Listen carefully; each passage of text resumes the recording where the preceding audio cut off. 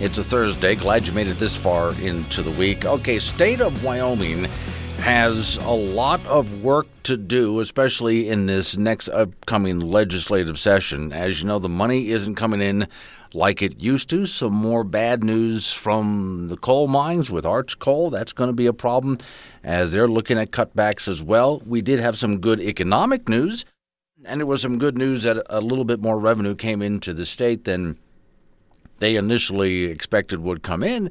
But still, we're going to have to sit down and have a serious look at what needs to be cut, because the state is just not going to be able to do what it's been doing for everybody for such a long time. These are serious cutbacks. So how do we proceed from here? With answers to that, well, okay, Governor, I can't say with answers to that.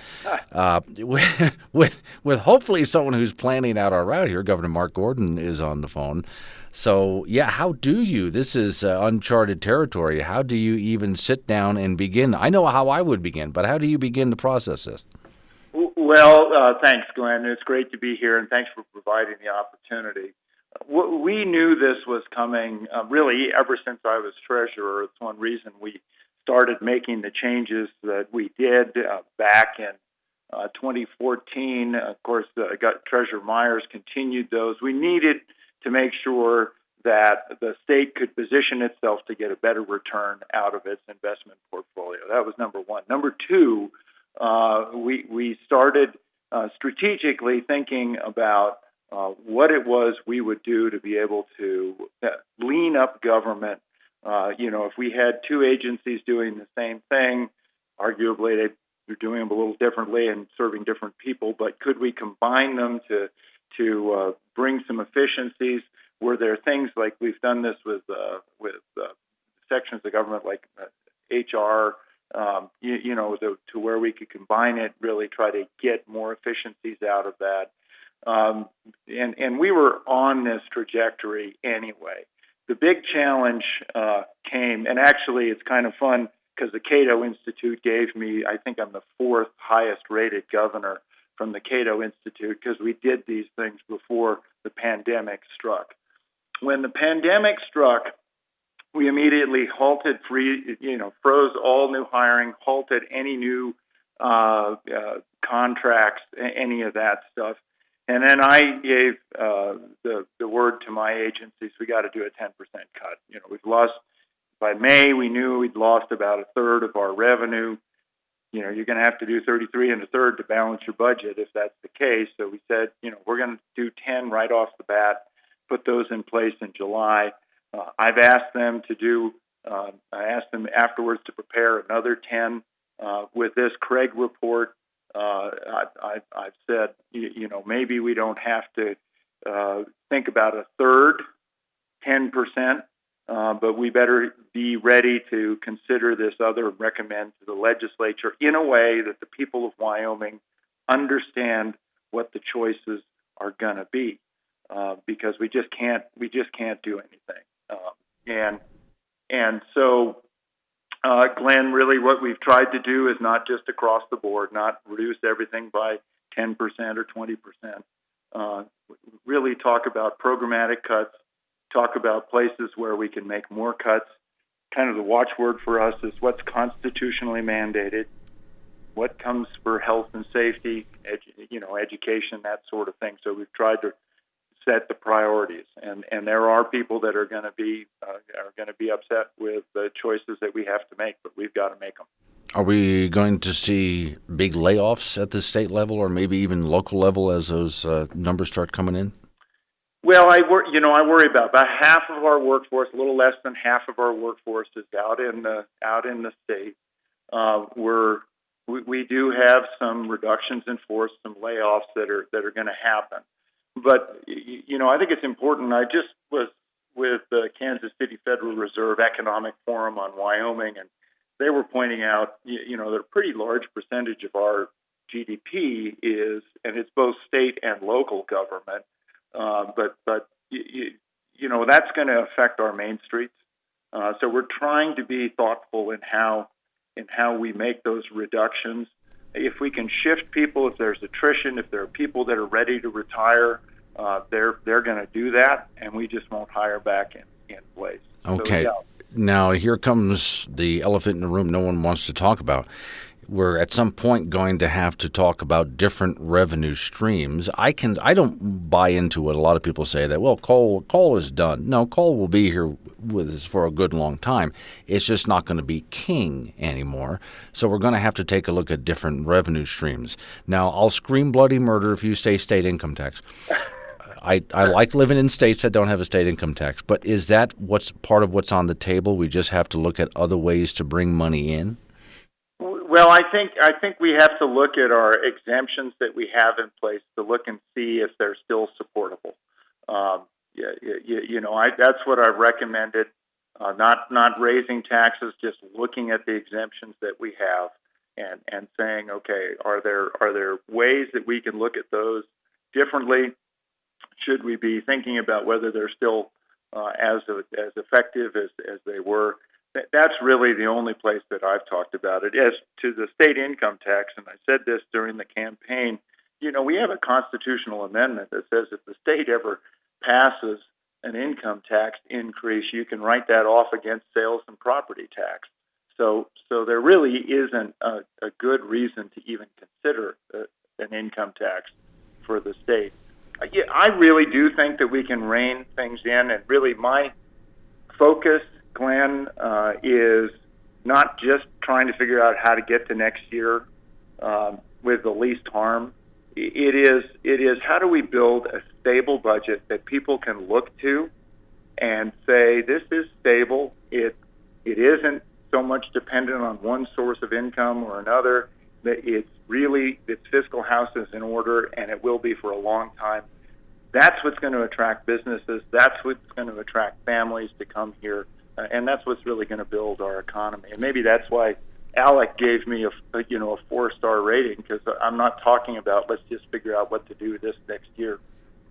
Yeah, we're looking long term now. Okay, but still, you would have to, at some point, sit down with the state legislators and grab a red pen and go through the budget and just start Xing out, what are we talking, programs or agencies? I mean, don't some things just have to go away? Yeah, that's exactly what we've done. And the state budget, there's really 5 big agencies: corrections, Department of Health, Department of Family Services, Education. Those are the big dogs. And when you look at health, there really maybe 4, maybe 5 big elements to that. Medicaid, some of those things, and those need to be trimmed.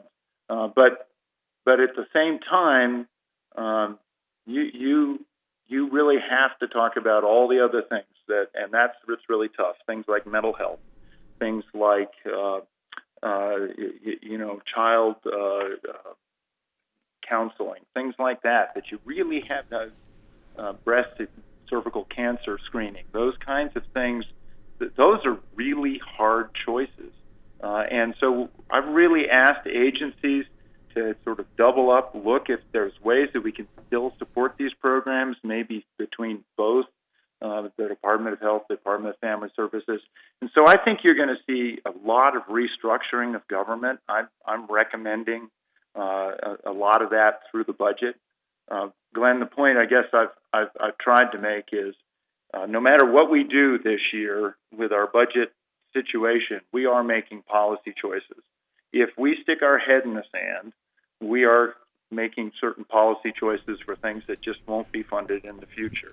If we take a proactive and thoughtful look at what we do, we can build a leaner, better, stronger government. And if we just try to do this, by 50% reductions, all across the board, it just isn't going to work. The biggest dog in the room, and I think we've talked about this before, is really education funding. And let me say at the outset, I was on the school board. I believe in education. I think having a good school system, well-paid teachers, that's essential to attracting families to Wyoming. That's the workforce that's going to be sticky. It's not going to move with whatever happens. They're the people that are going to build our communities, continue to make our communities strong. And so I want a strong and good education system. But the way we fund it is is backstopped, if you will, by our rainy day account. So when people say, "Gosh, we have all these savings," $1.5 billion in the rainy day account, they don't realize that the 451 million shortfall that we have there in the general fund and the 300 million shortfall in education funding, those are pretty much programmed already into that 1.4. And then you have school capital construction, and you have the Hathaway. And then, when the money, like highway construction jobs, if federal contracts don't come out on time, well, we borrow from the rainy day fund.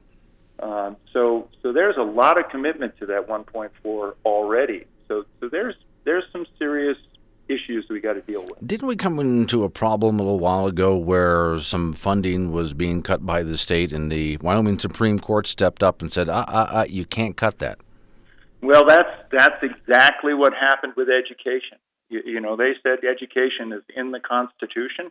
You got to fund it before you fund anything that isn't in the Constitution.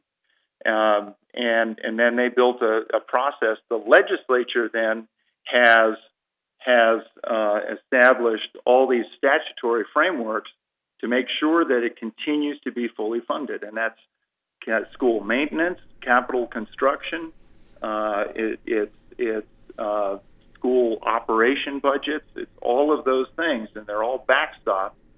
And the way I put it, if you remember that scene in Indiana Jones and the Lost Crusade where the tank is barreling towards the cliff? Yeah. I know where you're going with this. Yeah. That's a little bit where we are right now. But that's the problem. When we take, and we'll jump to a break real quick here, but when the Supreme Court here in Wyoming says, well, you have to fully fund the schools, then we have to define what fully funded means. And whenever I've talked to our current superintendent, Jillian, and the past superintendent, I've always asked the question, are our schools top-heavy with administration? And their answer has been immediately, emphatically, yes. So maybe there's a big place that can be cut while not touching our teachers in the classroom. Well, I think that's true, and I've recommended, I think there's an argument that could be made that each tribe ought to have some special circumstances. So I'm recommending we have 25 school districts instead of 43. I know there's some challenges. There's also arguments to say just one big one, but I think the administration's a big deal. But understand that that's on the margin. Right. That's not going to fix. That's not going to fix. Not going to fix the whole thing. Okay, Governor, here's your chance to refill your coffee cup. 7:25 is the time. Governor Mark Gordon is on the phone with me as we talk about serious state budget cuts. I am surprised, Mr. Gordon, we did not have a special session through all of this. Why didn't we? Well, honestly, I don't know. We were prepared for it all along. I've worked very closely with the legislature, tried to keep them apprised of exactly what we were doing. Perhaps that was one of the reasons that they felt that they had good access and could help construct programs. I know there were some areas, this CARES bill that Congress passed, it's a wonderful thing, but you sort of say, here's all this. It's like having that dollar bill on the string, Right.